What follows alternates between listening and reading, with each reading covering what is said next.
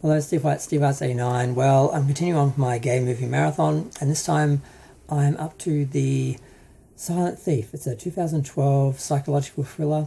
The main character, although he's a bit ambiguous, Brennan, he's not necessarily gay, and he's the main character. It's actually a secondary character who is clearly gay.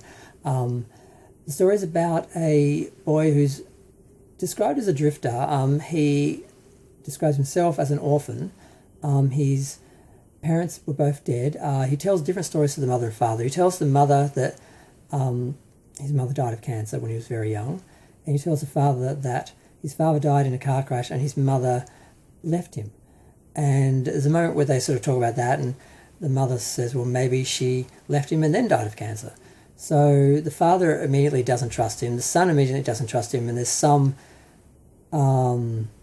tension there. Like for example, he's staying in the son's room, and pretty much the first day he's there, the son comes back home to visit, and the son ends up, offering to sleep on the couch. He says no, but they flip for it, and he still ends up on the couch. And he keeps moving this die-cast metal car that the son had placed on an angle with the bonnet up, and he keeps putting the bonnet down and putting it flat against the mirror. And they keep moving it backwards and forwards. That's sort of the first sign of some competition there. Basically, he wants to really become more like the son, Mike. He starts working out with his friend. He gains weight. He scars himself in the same way that the son has a scar on his lip. He gains weight. He gets tattoos. He starts wearing some of his clothes and shoes and stuff like that when he trains with the friend who turns out to be his boyfriend that he's been closeted. He's been seeing him for like 2 years.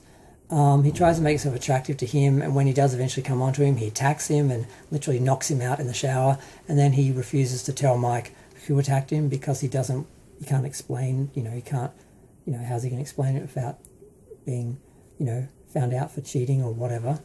So this kid, it appears through the film, we see that he's basically tried to infiltrate families, and he always tries to replace the son, and a lot of these sons have gone missing. So they think he's a murderer.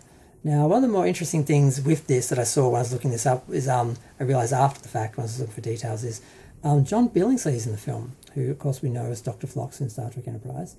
I didn't recognise him right away. There's a homeless man. I thought, oh, is that John? I'm like, no, it's not John. Where's John?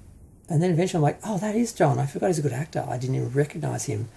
And that's an important part for later on. So he keeps talking to this homeless man, and he occasionally brings him food and sort of stuff, and there's something there. But yeah, he continues to try and replace the son. He endears himself to the mother and the sister, who's sympathetic towards him and then attracted to him, while the son and the father don't like him. There's all these family scenarios that he's either welcomed into or not in and on the outside of, and eventually he starts doing very manipulative things, and he sleeps with the daughter, although she pounces on him. He sleeps with her, but then he has a go at her because they should be brother and sister, and she should be his sister, and it starts to get weird. They start to suspect him. They're uncomfortable with him. They sort of ask him to leave, but then they let him stay, and then he actually tries to poison the son because he's allergic to peanuts, and he makes some cookies and that they all force him to eat when he doesn't want to. That's when they ask him to leave, but they still don't make him leave. Then eventually the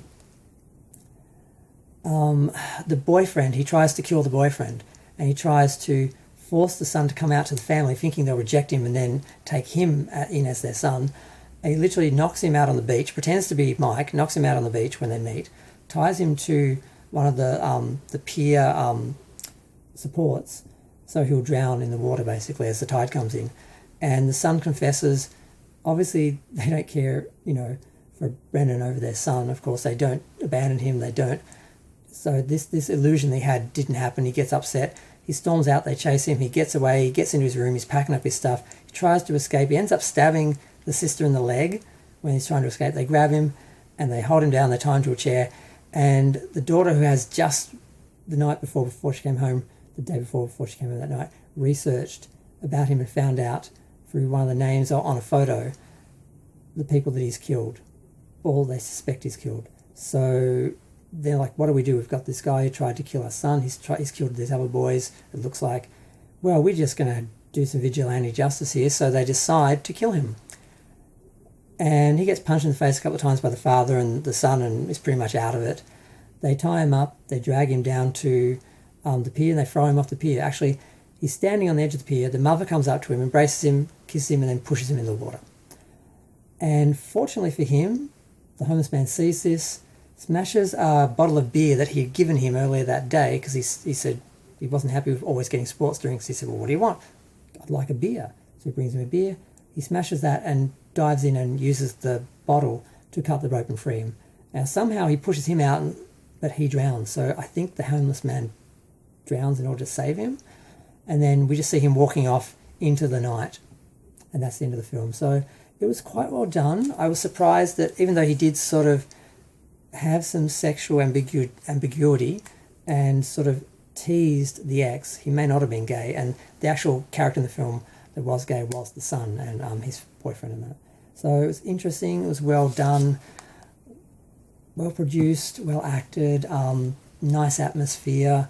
It did play sort of like Single White Female and some of those other sort of thrillers where someone tries to, it felt a little, midday movie, but not on that level. It did feel like a real film.